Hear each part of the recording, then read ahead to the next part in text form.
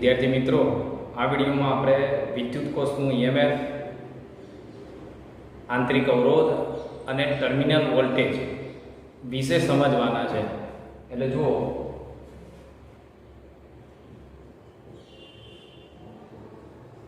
વિદ્યુત કોષ નું ઈએમએફ, આંતરિક અવરોધ અને ટર્મિનલ વોલ્ટેજ વિશે સમજાવો.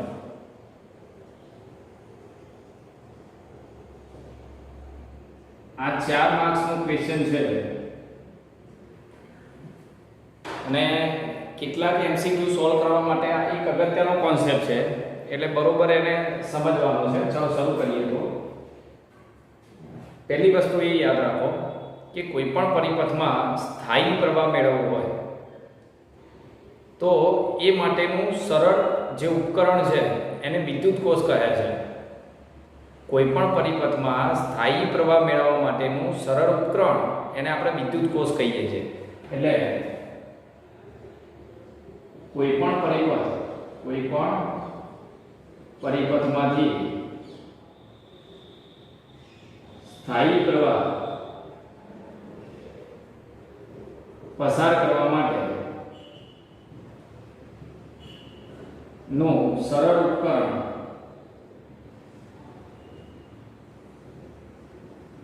ને વિદ્યુત કોષ કહે છે.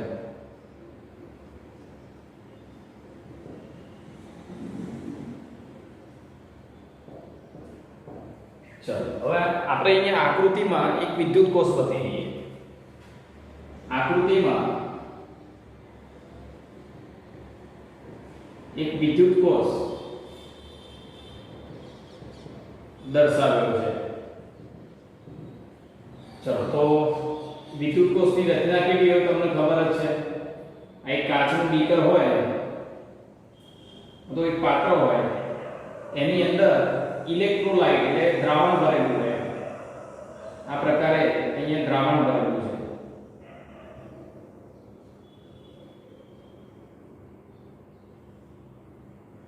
અને વિદ્યુત દ્રાવણ અથવા ઇલેક્ટ્રોલાઇટ કહે છે. બરોબર? આ પ્રકારે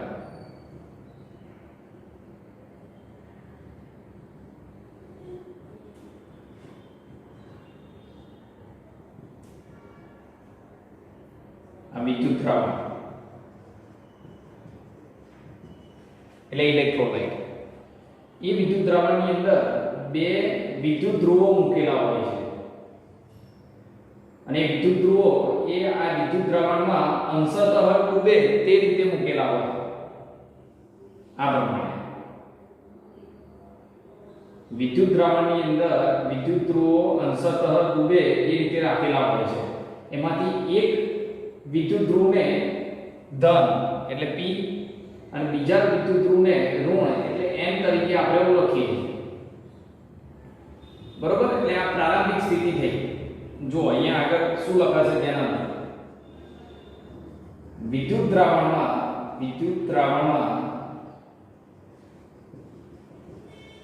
અંશતઃ ડૂબે તે બે વિદ્યુત ધ્રુવો P એટલે ધન અને N એટલે ઋણ હોય છે.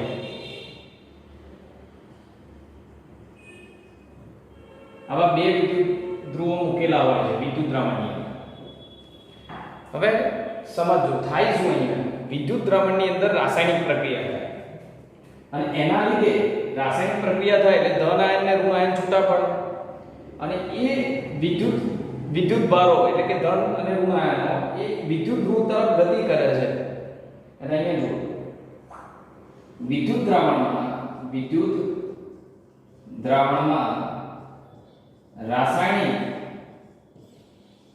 પ્રક્રિયાને લીધે ધન અને ઋણ આયનો એ વિદ્યુત ધ્રુવો તરફ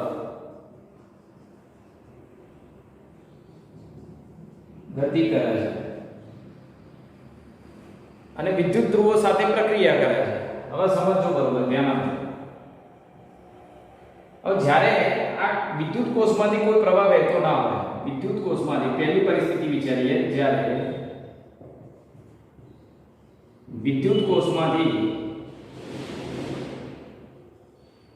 પ્રવાહ વહેતો ના હોય,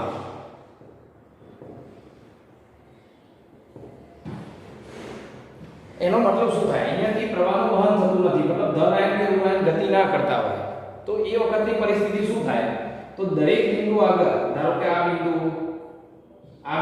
અહીંયા અલગ અલગ બિંદુ વિચારી શકીએ. એ દરેક બિંદુ આગળ વિદ્યુત સ્થિતિમાનનો તફાવત સમાન હોય. કોઈ પણ પરિપથમાંથી પ્રવાહનું વહન ક્યારે થાય? આપણે આ એક પરિપથનો ઘટક છે, આમાંથી પ્રવાહનો પસાર ક્યારે થાય? તો વિદ્યુત સ્થિતિમાનનો તફાવત અહીંયા લાગુ પાડીએ ને ત્યારે પ્રવાહનો પસાર થાય, અને કઈ તરફ? વધારેથી ઓછા તરફ. પણ જો બંને બાજુ સ્થિતિમાન સરખું જ હોય, અહીંયા 0 વોલ્ટ, અહીંયા 0 વોલ્ટ, કાં તો અહીંયા 10 વોલ્ટ, અહીંયા 10 વોલ્ટ, વિદ્યુત સ્થિતિમાનનો તફાવત સરખો હોય, તો આ પરિપથના ઘટકમાંથી કોઈ પ્રવાહનું વહન થાય નહીં, કારણ કે આ ઘટકના બંને છેડા વચ્ચે વિદ્યુત સ્થિતિમાનનો તફાવત એટલે v1 v2 એટલે 10 10 એટલે 0 થાય. એટલે વિદ્યુત સ્થિતિમાનનો તફાવત લાગુ પડે તો જ પ્રવાહનું વહન થાય. જો દરેક બિંદુએ સ્થિતિમાન અહીંયા સમાન છે, સ્થિતિમાન સરખું હોય તો તફાવત લાગુ પડે નહીં, તફાવત ના લાગુ પડે તો પ્રવાહનું વહન ના થાય. એટલે ત્યારે આપણે કહી શકીએ કે અહીંયા વિદ્યુત કોષમાંથી કોઈ પ્રવાહ વહેતો નથી, અત્યારે આમાંથી કોઈ પ્રવાહનું વહન થતું નથી, મતલબ દ્રાવણની અંદર દરેક બિંદુએ સ્થિતિમાન સમાન હશે. એટલે અહીંયા લખાય વિદ્યુત દ્રાવણમાં વિદ્યુત પ્રવાહ વહેતો ન હોય ત્યારે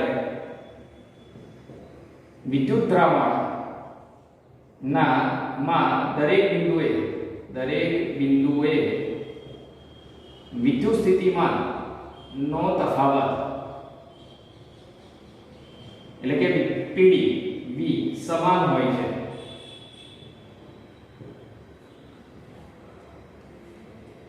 બરોબર? હવે ધ્યાન આપજો.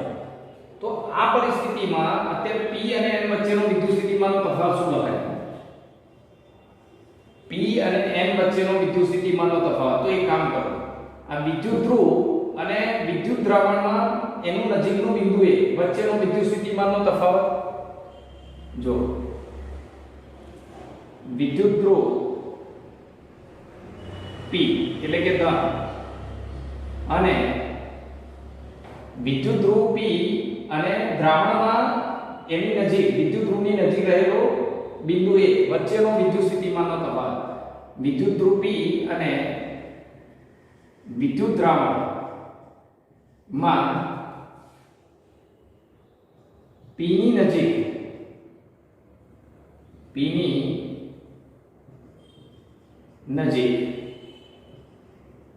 બિંદુ A વચ્ચેનો વિદ્યુત સ્થિતિમાનનો તફાવત. તો એ કેટલો થશે? ધન ધ્રુવ છે એટલે ત્યાં ધન આયનો ભેગા થશે એટલે ધન સ્થિતિમાન V+, અને એ કેવું હોય? 0 કરતા વધારે. ચલો અહીંયા વિદ્યુત સ્થિતિમાનનો તફાવત આવી ગયો, પછી અહીંયા શું લખાય? તો એ જ રીતે વિદ્યુત ધ્રુવ N એટલે ઋણ અને વિદ્યુત દ્રાવણમાં બિંદુ B એટલે આ વિદ્યુત ધ્રુવની નજીકનો બિંદુ B વચ્ચેનો PD વિદ્યુત સ્થિતિમાનનો તફાવત. તો એ શું લખાય? V માઇનસ લેસ ધેન 0 લખાય, કાં તો ઇક્વલ ટુ 0 લખાય. અહીંયા સ્થિતિમાન, અહીંયા ઋણ આયનો ભેગા થાય, આ ધ્રુવ ઉપર સ્થિતિમાન ઋણ હોય એટલે સ્થિતિમાન ઋણ વિદ્યુતભારનું સ્થિતિમાન માઈનસ એટલે 0 કરતા ઓછું, કાં તો 0 છે. તો અહીંયા સ્થિતિમાન V+ આવે, અહીંયા સ્થિતિમાન -V આવે. તો આ બંને વચ્ચે વિદ્યુત સ્થિતિમાનનો તફાવત કેટલો લાગુ પડે? અને માટે P અને N વચ્ચેનો PD એટલે કે વિદ્યુત સ્થિતિમાનનો તફાવત. તો તો શું લખાય? જુઓ તો p અને n વચ્ચેનો વિદ્યુત સ્થિતિમાનનો તફાવત, તો p નો v પ્લસ અને n નો તફાવત લેવાનો, n નો માઈનસ v માઈનસ, તો પરિણામે વિદ્યુત સ્થિતિમાનનો તફાવત શું થયો? v plus minus minus plus v minus, અને એ કેટલો થાય? તો 0 કરતા વધારે થાય. સમજો કે અહીંયા સ્થિતિમાન 10 વોલ્ટ હોય પ્લસ 10 અને અહીંયા સ્થિતિમાન માઈનસ 1 હોય, તો આ બંનેનો તફાવત કેટલો થાય? 10 માઈનસ 1 એટલે 9 થાય, 0 કરતા વધારે. કાં તો અહીંયા 10 હોય અને અહીંયા 0 હોય, તો આ બેનો તફાવત કેટલો થયો? તો 10 વત્તા 0 એટલે 10 થાય, એટલે 0 કરતા મૂલ્ય વધારે જાય. બરોબર? તો આ જે વિદ્યુત સ્થિતિમાનનો તફાવત આવ્યો, જેને વિદ્યુત કોષનો વિદ્યુત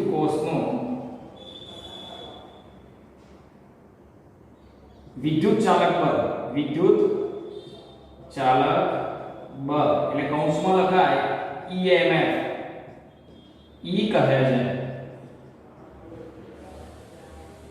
આજે વિદ્યુત સ્થિતિમાનનો તફાવત આપણને અહીંયા મળે એને આપણે શું કહીએ છીએ? વિદ્યુત કોષનું EMF, ઇલેક્ટ્રોમોટિવ ફોર્સ, જેને સ્મોલ e વડે દર્શાવવામાં આવે છે. તો યાદ રાખો, આ EMF એ શું છે? તો E એ કોઈ બળ નથી. અહીંયા આપણે લખ્યું છે વિદ્યુત ચાલક બળ, એ કોઈ બળ નથી, પણ શું છે? વિદ્યુત સ્થિતિમાનનો તફાવત છે. પરંતુ તે વિદ્યુત સ્થિતિમાનનો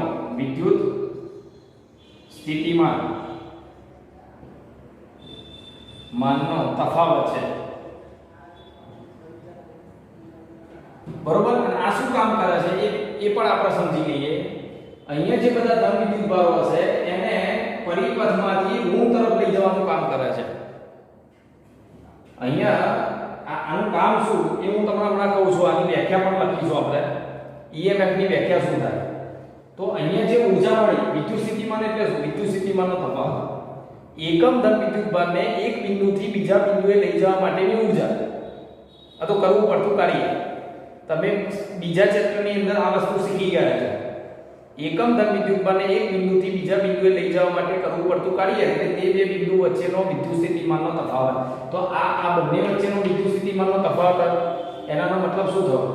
કે જો એકમ ધન વિદ્યુત ભાર અહીંયા હોય તો અહીંયાથી અહીંયા લઈ જવા માટે કેટલું કાર્ય થાય? આટલી ઊર્જાની જરૂર પડે, જેને આપણે EMF કહીએ છીએ.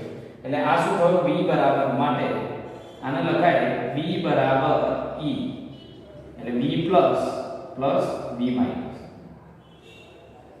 અને જે 0 કરતા ખૂબ જ વધારે. બરોબર? ચલો ફરીથી આટલા સુધી યાદ રાખો. શું કરવાનું છે? પહેલા તો વિદ્યુત કોષ એ શું છે? તો કોઈ પણ પરિપથમાંથી સ્થાયી પ્રવાહ પસાર કરવો હોય તો એ માટેનું સરળ ઉપકરણ, જેને આપણે વિદ્યુત કોષ તરીકે ઓળખીએ છીએ. આકૃતિમાં એક વિદ્યુત કોષ આપણને દર્શાવ્યો છે.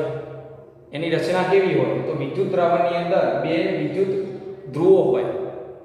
એક ધન ધ્રુવ હોય જેને P તરીકે ઓળખીએ છીએ, એક ઋણ ધ્રુવ હોય જેને N તરીકે ઓળખીએ છીએ. બરોબર? હવે અહીંયા રાસાયણિક પ્રક્રિયા થાય એટલે એની અંદર રહેલા દ્રાવણની અંદર રહેલા ધન અને ઋણ આયનો એ અનુક્રમે એક ધન ધ્રુવ તરફ અને ઋણ ધ્રુવ તરફ ગતિ કરે. એટલે ધન બધા અહીંયા જમા થાય, ઋણ અહીંયા જમા થાય. હવે પરિપથમાંથી સમજો, અહીંયાથી કોઈ પ્રવાહ વહેતો ના હોય. અત્યારે સમજો કે કોઈ પ્રવાહનું વહન થતું ના હોય. કોષની અંદર તમે બજારમાંથી સેલ લાવો તો સેલ જ્યારે નવો હોય એને કોઈ પરિપથમાં જોડ્યો ના હોય ત્યારે પ્રવાહ વહેતો ના હોય. તો ત્યારે થાય શું? તો એ વખતે આ ધન ધ્રુવ અને દ્રાવણનો બિંદુ એ નજીકનો બિંદુ એ વચ્ચેનો વિદ્યુત સ્થિતિમાનનો તફાવત શું લખાય? V plus. ધન ધ્રુવ પરનો સ્થિતિમાન V પ્લસ 0 કરતા વધારે. પછી ઋણ ધ્રુવ અને દ્રાવણનો બિંદુ B વચ્ચેનો વિદ્યુત સ્થિતિમાનનો તફાવત V માઈનસ. આ ઋણ ધ્રુવનો સ્થિતિમાન અને પાછું એ કેવું હોય? ઋણ હોય, કાં તો 0 જેટલું હોય. તો અહીંયા સ્થિતિમાન મળી ગયું તો બંને વચ્ચેનો વિદ્યુત સ્થિતિમાનનો તફાવત કેટલો? તો આ સ્થિતિમાનમાંથી આ સ્થિતિમાન બાદ એટલે માઈનસ માઈનસ પ્લસ થઈ જાય. તો પરિણામે આ કોષનો વિદ્યુત સ્થિતિમાનનો તફાવત શું થયો? 0 કરતા વધારે. અને આ જે વિદ્યુત સ્થિતિમાનનો તફાવત કોષનો આપણને મળે પ્રવાહ વહેતો ના હોય, જો બરોબર યાદ રાખો પ્રવાહ વહેતો ના હોય એવી કન્ડિશનમાં એને કોષનું EMF કહેવાય. EMF નું નામ શું થાય? Electromotive force. પણ આ એક કોઈ બળ નથી, આ વિદ્યુત સ્થિતિમાનનો તફાવત છે. જે શું કામ કરે છે? વિદ્યુત ભારને એક બિંદુથી બીજા બિંદુએ લઈ જવું હોય તો આટલી ઊર્જા આ કોષ વડે મળશે. આનો મતલબ એવો થાય. તો જો આ વિદ્યુત સ્થિતિમાનનો તફાવત એટલે EMF, જેને E વડે દર્શાવાય. હવે આગળ જો, હવે આપણે અહીંયા એવું ધારી લઈએ કોષના E નું મહત્વ સમજવા માટે ધ્યાન આપજો. E નું મહત્વ શું છે એ સમજવા માટે વિદ્યુત કોષ સાથે બાહ્ય અવરોધ R જોતા. ચલો તો તમે અહીંયા આ ધન ધ્રુવ અને ઋણ ધ્રુવની વચ્ચે એક બાહ્ય અવરોધ R જોડી.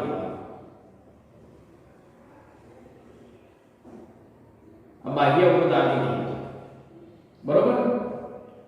આ બે બિંદુને આપણે નામ આપી દઈએ સરળતા ખાતર C અને D.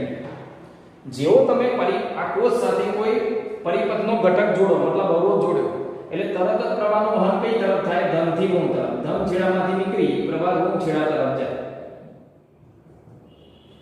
એટલે અવરોધ જોડવાથી થયું શું કે E નું મહત્વ શું? કોષનું EMF એ શું કરશે? તો વિદ્યુત ભારને ધન છેડાથી અવરોધમાંથી પસાર કરી ઋણ છેડા તરફ મોકલશે. એટલે અહીંયા કહેવાય કે બાહ્ય અવરોધ R જોડતા વિદ્યુત પ્રવાહ અવરોધ R માંથી C થી D તરફ વહે છે. અવરોધમાંથી કઈ તરફ પ્રવાહ વહે? C થી D તરફ. પણ કોષમાં પ્રવાહ કઈ તરફ જાય? આમ જાય. એટલે કોષની અંદર વિદ્યુત દ્રાવણની અંદર, પરંતુ વિદ્યુત દ્રાવણની અંદર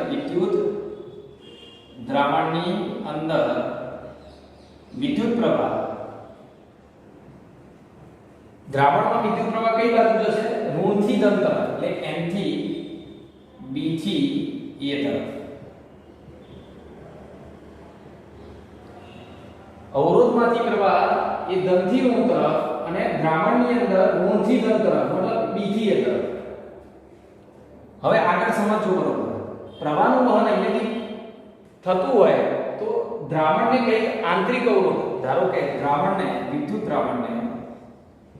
વિદ્યુત દ્રાવણને કઈ પરિમિત અવરોધ હોય છે, પરિમિત અવરોધ, જેને આપણે સ્મોલ r તરીકે ઓળખીએ છીએ. સ્મોલ r હોય છે. દ્રાવણને પણ કઈ થોડો ઘણો અવરોધ હોય, અને જો આ અવરોધ હોય તો જેને આ જે દ્રાવણને પરિમિત અવરોધ સ્મોલ r છે, જેને વિદ્યુત કોષનો આંતરિક અવરોધ કહે છે. એટલે વિદ્યુત કોષનું જે દ્રાવણ છે એને જે થોડો ઘણો અવરોધ હોય એને આંતરિક અવરોધ કહેવાય, સ્મોલ r. હવે સમજો, જો કોષને આંતરિક અવરોધ હોય તો હવે આ બે બિંદુ વચ્ચેનો વિદ્યુત સ્થિતિમાનનો તફાવત શું લખાય? તો B અને A વચ્ચેનો વિદ્યુત સ્થિતિમાનનો તફાવત પ્રવાહ ઇન્ટુ અવરોધ એટલે IR લખાય. બરોબર. તો આવી પરિસ્થિતિમાં, આ સ્થિતિમાં P અને N વચ્ચેનો PD, જો અવરોધ આપણે ધ્યાનમાં લઈએ, આંતરિક અવરોધ આપણે ધ્યાનમાં લઈએ તો વિદ્યુત સ્થિતિમાનનો તફાવત શું લખાય? બરોબર, ધ્યાનથી જોજો. આપણે વિદ્યુત સ્થિતિમાનનો તફાવત V બરાબર, અહીંયા એક તો વિદ્યુત સ્થિતિમાનનો તફાવત આ P અને A વચ્ચેનો લખાય. P અને A વચ્ચેનો PD. ત્રણ ભાગ થશે અહીંયા. P અને A વચ્ચેનો, હું થોડો મોટા અક્ષરે લખું એટલે ક્લિયર થાય તમને. V બરાબર P અને A વચ્ચેનો PD વિદ્યુત સ્થિતિમાનનો તફાવત વત્તા જો આનો વિદ્યુત સ્થિતિમાનનો તફાવત પછી આ બંનેનો અને પછી આ બંનેનો, તો આ બે હું સાથે લખું છું, b અને n વચ્ચે, b અને n વચ્ચેનો પીડી અને વત્તા a અને b વચ્ચેનો પીડી. તો p અને n વચ્ચેનો વિદ્યુત સ્થિતિમાનનો તફાવત એટલે p થી a વચ્ચેનો, a થી b વચ્ચેનો અને n થી b વચ્ચેનો. તો એ વખતે આવું સૂત્ર લખાય, ધ્યાનથી જોજો. હવે ફરીથી એકવાર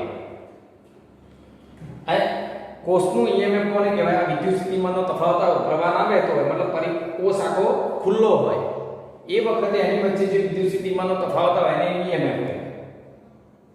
હવે સમજો. હવે આ EMF નું મહત્વ શું એ સમજવા માટે આપણે કોષ સાથે શું જોડી દીધું? બાહ્ય અવરોધ. અવરોધ જોડો એટલે શું થાય? તરત જ ધનથી ઋણ તરફ પ્રવાહનું વહન થાય. એટલે અવરોધમાંથી પ્રવાહ C થી B તરફ જાય. પણ દ્રાવણની અંદર આ પ્રવાહનું વહન સતત ક્યારે થાય? અહીંયા પણ પ્રવાહ વહેતો, તો દ્રાવણની અંદર પ્રવાહ કઈ તરફ જાય? N થી P તરફ, એટલે ઋણથી ધન તરફ, એટલે B થી A તરફ. ચલો, હવે જો અહીંયા પ્રવાહ વહેતો હોય તો અહીંયા વિદ્યુત સ્થિતિમાનનો તફાવત હોય કે વિદ્યુત સ્થિતિમાનનો તફાવત હોય તો પ્રવાહનું વહન થાય. તો અહીંયા વિદ્યુત સ્થિતિમાનનો તફાવત કેટલો? તો જો દ્રાવણને કઈક પરિમિત અવરોધ હોય છે અને જેને આપણે કયા અવરોધ તરીકે ઓળખીએ છીએ? દ્રાવણનો આંતરિક અવરોધ, અને જેના લીધે અહીંયા વિદ્યુત સ્થિતિમાનનો તફાવત આવી જાય. તો હવે એ કન્ડિશનમાં આપણે p અને n વચ્ચેનો વિદ્યુત સ્થિતિમાનનો તફાવત શું લખી શકીએ? તો p થી a વચ્ચેનો વિદ્યુત સ્થિતિમાનનો તફાવત, a થી b વચ્ચેનો અને b થી n વચ્ચે. હવે ધ્યાન આપજો, અહીંયા બે પરિસ્થિતિ આપણે વિચારીશું અને એના આધારે અહીંયા અલગ અલગ આપણને સૂત્ર મળશે. ચલો, પ્રથમ પરિસ્થિતિ. અહીં પ્રથમ પ્રારંભિક સ્થિતિ, તો પ્રથમ સ્થિતિમાં આપણે એવું વિચારી લઈએ, અવરોધ R છે ને અનંત છે, અવરોધ R અનંત એનો મતલબ શું? કે આ પરિપથ અહીંયા ખુલ્લો હોય, મતલબ કોઈ અવરોધ જોડે જ ના હોય, ઇન્ફિનિટી અવરોધ હોય. એટલે પરિપથ એવું લખાય, પરિપથ ખુલ્લો હોય. અથવા ત્રીજી વસ્તુ એવી પણ કહેવાય, અહીંયા ઓબ્લિક કરી લખી દો, પરિપથમાં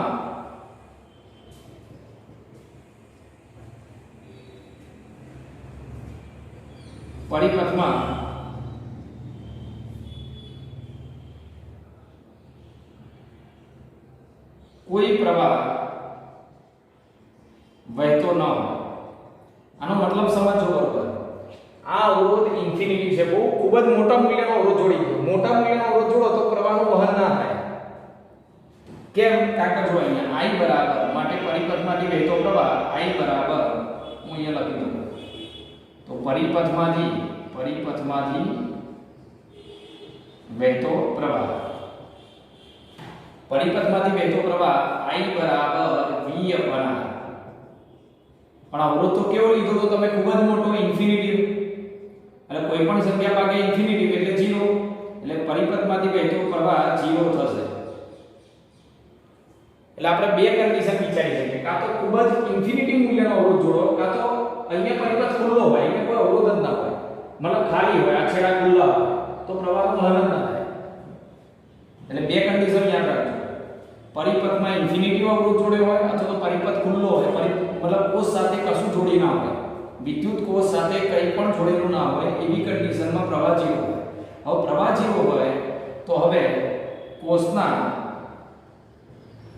P અને N વચ્ચેનો વિદ્યુત સ્થિતિમાનનો તફાવત. હવે આ કન્ડિશનમાં વિદ્યુત સ્થિતિમાનનો તફાવત શું લખાય? પરિપથ ખુલ્લો હોય એનો મતલબ સમજો કે આ કોષ છે, આ કોષનો ધન ધ્રુવ, આ કોષનો ઋણ ધ્રુવ. હવે અહીંયા કોઈ અવરોધ ના જોડે હોય તો પ્રવાહનું વહન થવાનું નથી, પરિપથ ખુલ્લો હોય. અથવા તો તમે ખૂબ જ મોટા મૂલ્યનો અવરોધ જોડી દો, ઇન્ફિનિટી અવરોધ, તો પણ પ્રવાહનું વહન ના થાય. આ બંને કન્ડિશનમાં P અને N વચ્ચેનો વિદ્યુત સ્થિતિમાનનો તફાવત શું લખાય? ચલો અહીંયા મૂકીએ. આની જગ્યાએ શું લખાય? V+, આની જગ્યાએ V-. કેમ V-? તો આટલો ભાગ જો આ P અને A વચ્ચેનો વિદ્યુત સ્થિતિમાનનો તફાવત V પ્લસ અને B અને N વચ્ચેનો માઈનસ B માઈનસ એટલે પ્લસ B માઈનસ અને A થી B તરફનો કેટલો તો A થી B વચ્ચેનો વિદ્યુત સ્થિતિમાનનો તફાવત એટલે IR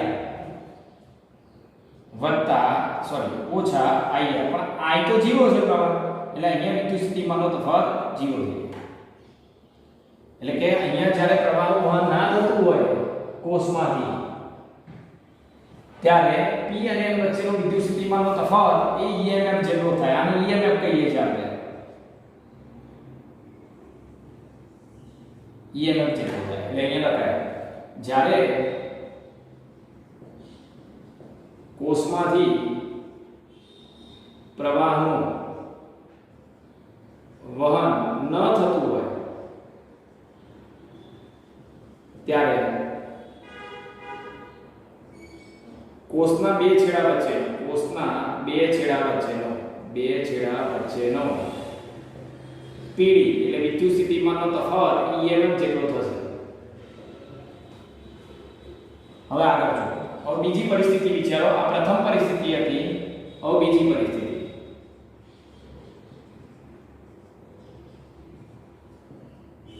બીજી પરિસ્થિતિમાં જો અવરોધ પરિમિત હોય જો અવરોધ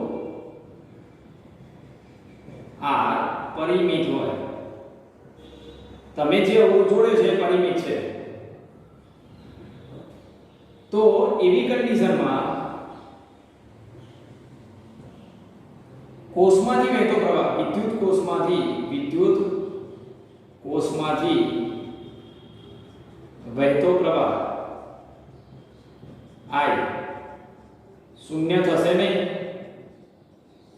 જો અવરોધ પરિમિત હોય એટલે ધારો કે 10 હોય ના 2 હોય તો પ્રવાહ 5 થાય એટલે અવરોધ પરિમિત મૂલ્યનો હોય તો પ્રવાહ શૂન્ય ના થાય અને પ્રવાહ શૂન્ય ના થાય તો એ વખતે અહીંયાથી પ્રવાહ વહેતો અને પ્રવાહ વહેતો હોય ત્યારે આ બે છેડા વચ્ચે પણ આપણને વિદ્યુત સ્થિતિમાનનો તફાવત કેટલો મળે IR તો એવી કન્ડિશનમાં અને ત્યારે P અને N વચ્ચેનો PD વિદ્યુત સ્થિતિમાનનો તફાવત શું લખાય ધ્યાનથી જોજો આનો V પ્લસ આનો પ્લસ V માઈનસ કેમ આવું થાય છે માઈનસ માઈનસ પ્લસ થઈ જાય છે જોજો P થી A B થી N અને આનો શું લખાય A થી B વચ્ચેનો વિદ્યુત સ્થિતિમાનનો તફાવત એટલે IR લખાય એટલે માઈનસ IR હવે જો આને તો શું કહીએ છીએ આપણે EMF અને આને શું કહેવાય માઈનસ IR જ્યાં આ માઈનસ કેમ મૂક્યો જ્યાં IR ઋણ નિશાની એ પ્રવાહ ઋણથી ધન તરફ એટલે N થી P તરફ વહે છે વહન દર્શાવે છે તો આનો મતલબ શું થયો હવે જો પરિપથમાં જ્યારે અવરોધ પરિમિત મૂલ્યનો જોડેલો હોય પરિમિત અવરોધ હોય તો કોષમાંથી પ્રવાહનું વહન થાય અને કોષમાંથી પ્રવાહ વહેતો હોય ત્યારે વિદ્યુત સ્થિતિમાનનો તફાવત કેટલો આવે તો જ્યારે પ્રવાહ નતો વહેતો એવી કન્ડિશનમાં જે વિદ્યુત સ્થિતિમાનનો તફાવત હતો એના કરતા પ્રવાહ વહેતો હોય મતલબ વિદ્યુત કોષ સાથે તમે કોઈ ઘટક જોડેલો હોય પરિમિત અવરોધ વાળો એનો તફાવત એ IR જેટલો ઓછો આવે હું આને એક ઉદાહરણ દ્વારા સમજાવીશ બહુ તમને સરળતાથી ખબર પડી જશે બજારમાંથી આપણે એક સેલ લાવીએ વિદ્યુત કોષ લાવ્યા એ વિદ્યુત કોષનો વિદ્યુત સ્થિતિમાનનો તફાવત અને એના પર લખેલું જોશો ને વિદ્યુત સ્થિતિમાનનો તફાવત એ 10 પર લખેલો છે બજારમાંથી કોઈ કોષ લાવીએ સેલ અને એના પર તમે લખેલું જુઓ તો એ ધારો કે 10 પર લખેલું છે કાં તો 9 પર લખેલું છે 9 વોલ્ટના સેલ આવે છે તમે બધા અલગ અલગ પ્રકારની સર્કિટો બનાવતા એમાં ઉપયોગમાં લેવાય છે તો આ જે થયું ને એ એનું EMF થયું EMF મતલબ વિદ્યુત સ્થિતિમાનનો તફાવત એના પર જે લખેલું મૂલ્ય છે એ એનું EMF છે એટલે કે એને તમે ક્યાંય પરિપથમાં જોડ્યો નથી એ પેકિંગમાં છે અને પેકિંગમાં હોય ત્યારે પ્રવાહ ના વહેતો હોય પરિપથ ખુલ્લો છે એવું કહેવાય એટલે કે એની સાથે કોઈ અવરોધ જોડેલો નથી ત્યારે એના બે છેડા વચ્ચેનો વિદ્યુત સ્થિતિમાનનો તફાવત એટલે EMF થાય બરોબર ચાલો પણ તમે જ્યારે એને પરિપથમાં જોડો એટલે બાહ્ય અવરોધ સાથે જોડી દો એટલે તરત જ એ કોષમાંથી પ્રવાહનું વહન થાય. હવે પ્રવાહનું વહન થાય તો કોષના દ્રાવણમાંથી એ પ્રવાહ પસાર થાય અને દ્રાવણના અવરોધના કારણે, દ્રાવણને સૂક્ષ્મ અવરોધ હોય એના કારણે એની ઊર્જા વ્યય થાય. એટલે હવે વિદ્યુત સ્થિતિમાનનો તફાવત કેટલો આવે? તો IR જેટલો ઓછો આવે. એટલે 9 ના આવે, 9 કરતા આમાં જે મૂલ્ય હોય એટલો ઓછો આવે, ધારો કે 7. તો પ્રવાહનું વહન થતું હોય ત્યારે જે વિદ્યુત સ્થિતિમાનનો તફાવત મળે એને કહેવાય ટર્મિનલ વોલ્ટેજ. અને પ્રવાહનું વહન ના થતું હોય ત્યારે જે આપણને વિદ્યુત સ્થિતિમાનનો તફાવત મળે એને કહેવાય EMF. એટલે યાદ રાખો. તો અહીંયા પણ જે મળે છે તો જેને ટર્મિનલ વોલ્ટેજ કહે છે, એટલે હું લખી દઉં, જ્યારે વિદ્યુત કોષમાંથી પ્રવાહ વહેતો હોય ત્યારે તેના બે છેડા વચ્ચેનો પીડી ને ટર્મિનલ વોલ્ટેજ કહે છે. તો આનો મતલબ શું થયો? ટર્મિનલ વોલ્ટેજ જે છે એ પેલા EMF કરતા IR જેટલો, એટલે કે દ્રાવણના અવરોધના કારણે થોડું ઊર્જા વ્યય થઈ જાય એટલે થોડો ઓછો હોય. એટલે બજારમાંથી જે સેલ લાવીએ એના પર લખ્યું હોય 9 વોલ્ટ, પણ તમે જ્યારે પરિપથમાં જોડો ત્યારે એમાંથી પ્રવાહ પસાર થાય એટલે એ વોલ્ટેજ થોડો ઓછો આવે. એટલે ધારો કે 7, તો 2 જેટલી ઊર્જા ગઈ ક્યાં? તો એ ઊર્જા અહીંયા વ્યય થઈ ગઈ. આ કોષના અંદરના જે દ્રાવણ છે એના લીધે વ્યય થઈ, એના આંતરિક અવરોધના લીધે. તો ફરીથી એકવાર જો અહીંયા ધ્યાન આપજો. આ પ્રશ્નને આપણે 3 સ્ટેપમાં યાદ રાખી શકીએ. શું કરવાનું? પહેલા કોષની સમજૂતી આપી દેવાની.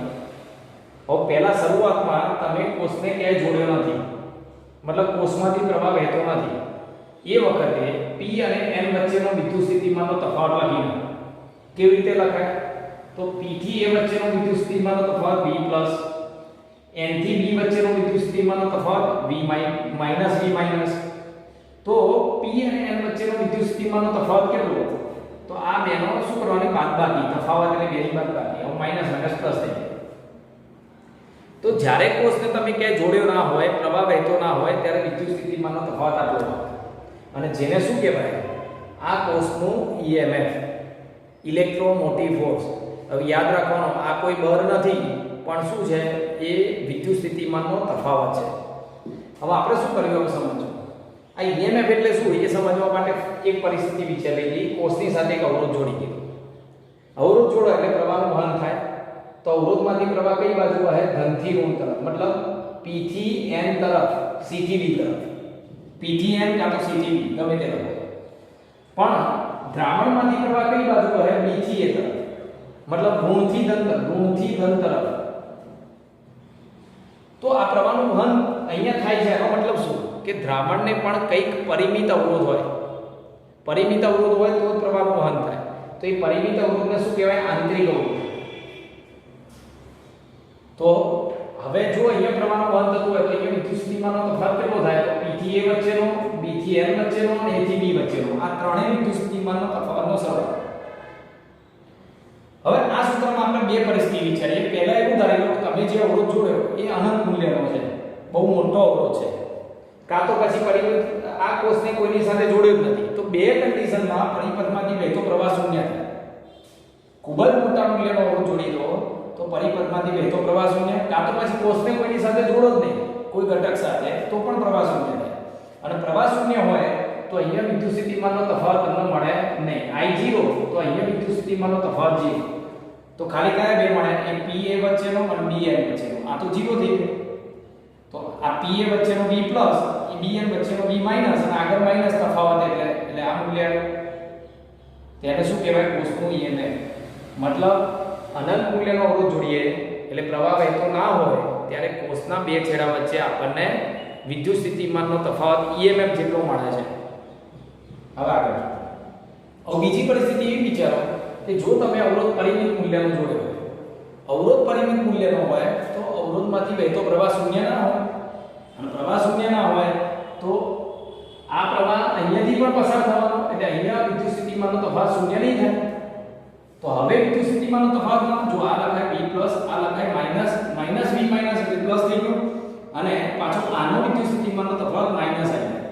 હવે માઈનસ કેમ? કારણ કે અહીંયા પ્રવાહ આમ જતો તો a થી b તરફ, અહીંયા પ્રવાહ b થી a તરફ ઉલટી દિશામાં જાય એટલે માઈનસ આવી જાય. હવે આ તો EMF છે અને આ માઈનસ આવી જાય, મતલબ આંતરિક અવરોધના કારણે પ્રવાહનું વહન થાય છે અને જે ઊર્જા ઘટાડે છે, વિદ્યુતભારની ઊર્જા n થી p તરફ ઘટાડે. તો હવે વિદ્યુત સ્થિતિમાનનો તફાવત EMF કરતા IR જેટલો ઓછો મળે અને જેને શું કહેવાય? Terminal voltage. બરોબર? હવે જો તો અહીંયા પરિપથમાંથી વહેતો પ્રવાહ કેટલો એ આપણે લાવવો છે. પરિપથમાંથી વહેતો પ્રવાહ તો યાદ રાખો. હવે કોષનો વિદ્યુત સ્થિતિમાનનો તફાવત આ અવરોધ આ બે સમાંતર જોડાણમાં છે. કોષ અને અવરોધ સમાંતર જોડાણમાં, તો અવરોધના બે છેડા વચ્ચેનો વિદ્યુત સ્થિતિમાનનો તફાવત કેટલો લખાય? પ્રવાહનું જ્યારે વહન થતું હોય ત્યારે અહીંયા વિદ્યુત સ્થિતિમાનનો તફાવત IR લખાય અને એ કોષના બે સરખા જોડે કારણ કે બે સમાંતરમાં છે. તો જો અવરોધમાંથી અવરોધ R ના બે છેડા વચ્ચે વિદ્યુત સ્થિતિમાનનો તફાવત V બરાબર IR થશે. અને તેથી હવે આ સમીકરણ શું બનશે? જુઓ તો સમીકરણ 1 પ્રવાહનું વહન થતું હોય ત્યારે V ની જગ્યાએ તમે IR લખી શકો. E minus I small. આને આ બાજુ લઈ લો એટલે E બરાબર I capital R plus I small. I common કાઢો તો I બરાબર E upon R plus small r, જે વિદ્યુત કોષમાંથી વહેતો પ્રવાહ છે. પ્રવાહનું વહન થતું હોય તો કેટલો પ્રવાહ વહે છે તમે કેવી રીતે શોધી શકો? તો અહીંયા જો V બરાબર શું લખાય? આ કોષનો વિદ્યુત સ્થિતિમાનનો તફાવત અને અવરોધનો વિદ્યુત સ્થિતિમાનનો તફાવત સરખો થાય કારણ કે સમાંતરમાં, અને આનો વિદ્યુત સ્થિતિમાનનો તફાવત શું લખાય? V બરાબર IR લખાય. તો V ની જગ્યાએ તમે IR લખી દો. IR લખીને I કરતા બનાવો. હવે જો હવે આ ખાસ પરિસ્થિતિ નોંધ, જો અવરોધ છે એ 0 હોય, તમે અહીંયા કોઈ અવરોધ જોડે જ ના, એટલે મતલબ એકલો કોષ જ હોય તો કોષમાંથી મહત્તમ કેટલો પ્રવાહ ખેંચી શકો? જો R બરાબર 0 હોય તો I maximum E upon small r, જે કોષમાંથી ખેંચી શકાતો મહત્તમ પ્રવાહ છે. આટલો મહત્તમ પ્રવાહ ખેંચી શકો, પણ આટલો બધો પ્રવાહ તમે ખેંચવાનો પ્રયત્ન કરો તો કોષને નુકસાન થાય. એટલે કોષને નુકસાન થતું અટકાવવા માટે, કોષને થતું નુકસાન અટકાવવા માટે પ્રવાહ I એ મહત્તમ કરતા ઓછો રાખવામાં આવે છે, ઓછો હોય છે. અને છેલ્લે બીજી એક વસ્તુ યાદ રાખી લો, આ કોષના દ્રાવણનો આંતરિક અવરોધ એ જુદા જુદા કોષ માટે એટલે કે જુદા જુદા દ્રાવણ માટે જુદો જુદો હોય છે. અને બીજું, આ વિદ્યુત સ્થિતિમાનનો તફાવત આ મૂલ્ય જે છે એ ખૂબ જ ઓછું હોય છે. આંતરિક અવરોધનું મૂલ્ય ખૂબ જ ઓછું હોય. અને બીજી એક વસ્તુ એ પણ યાદ રાખવાની કે સૂકો કોષ અને પ્રવાહી કોષ, બરોબર? તો સૂકા કોષનો આંતરિક અવરોધ એ પેલા વિદ્યુત દ્રાવણનો જે કોષ હોય, પ્રવાહી કોષ, બરોબર, એના કરતાં સૂકા કોષનો આંતરિક અવરોધ વધારે હોય છે.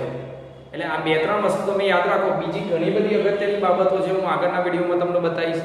તો અહીંયા આ પ્રશ્ન પૂરો થાય. બધાને જય સ્વામિનારાયણ, જય શ્રી કૃષ્ણ, જય હિન્દ.